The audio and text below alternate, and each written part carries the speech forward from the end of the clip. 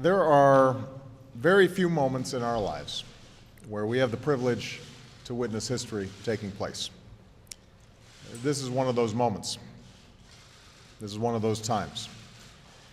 The people of Egypt have spoken, their voices have been heard, and Egypt will never be the same. By stepping down, President Mubarak responded to the Egyptian people's hunger for change. But this is not the end of Egypt's transition. It's a beginning. I'm sure there will be difficult days ahead, and many questions remain unanswered. But I am confident that the people of Egypt can find the answers and do so peacefully, constructively, and in the spirit of unity that has defined these last few weeks. For Egyptians have made it clear that nothing less than genuine democracy will carry the day. The military has served patriotically and responsibly as a caretaker to the state and will now have to ensure a transition that is credible in the eyes of the Egyptian people. That means protecting the rights of Egypt's citizens, lifting the emergency law, revising the Constitution and other laws to make this change irreversible, and laying out a clear path to elections that are fair and free. Above all, this transition must bring all of Egypt's voices to the table, for the spirit of peaceful protest and perseverance that the Egyptian people have shown can serve as a powerful wind at the back of this change. The United States will continue to be a friend and partner to Egypt. We stand ready to provide whatever assistance is necessary and asked for to pursue a credible transition to a democracy.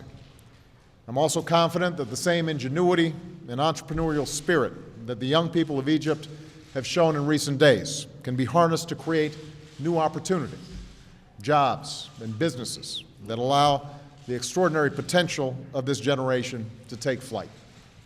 And I know that a democratic Egypt can advance its role of responsible leadership not only in the region, but around the world. Egypt has played a pivotal role in human history for over 6,000 years. But over the last few weeks, the wheel of history turned at a blinding pace as the Egyptian people demanded their universal rights. We saw mothers and fathers carrying their children on their shoulders to show them what true freedom might look like. We saw a young Egyptian say, "For the first time in my life, I really count. My voice is heard. Even though I'm only one person, this is the way real democracy works." We saw protesters chant, "Salmiya, Salmiya. We are peaceful," again and again. We saw a military that would not fire bullets at the people they were sworn to protect. And we saw doctors and nurses rushing into the streets to care for those who were wounded. Volunteers checking protesters to ensure that they were unarmed. We saw people of faith praying together and chanting, "Muslims, Christians, we are one." And though we know that the strains between faiths still divide too many in this world, and no single event will close that chasm immediately, these scenes remind us that we need not be defined by our differences. We can be defined by the common humanity that we share.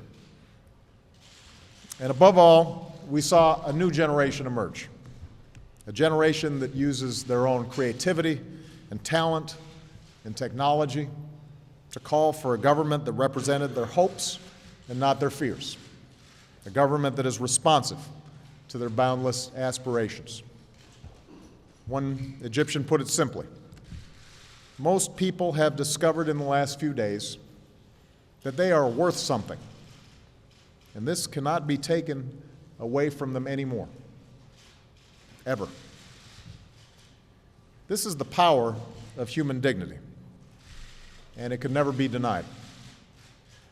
Egyptians have inspired us, and they've done so by putting the lie to the idea that justice is best gained through violence. For in Egypt, it was the moral force of nonviolence, not terrorism, not mindless killing, but nonviolence, moral force that bent the arc of history toward justice once more. And while the sights and sounds that we heard were entirely Egyptian, we can't help but hear the echoes of history. Echoes from Germans tearing down a wall, Indonesian students taking to the streets, Gandhi leading his people down the path of justice. As Martin Luther King said in celebrating the birth of a new nation in Ghana, while trying to perfect his own, there's something in the soul that cries out for freedom. Those were the cries that came from Tahrir Square, and the entire world has taken note. Today belongs to the people of Egypt, and the American people are moved by these scenes in Cairo and across Egypt because of who we are as a people and the kind of world that we want our children to grow up in. The word Tahrir means liberation. It is a word that speaks to that something in our souls that cries out for freedom. And forevermore, it will remind us of the Egyptian people, of what they did, of the things that they stood for, and how they changed their country, and in doing so, changed the world. Thank you.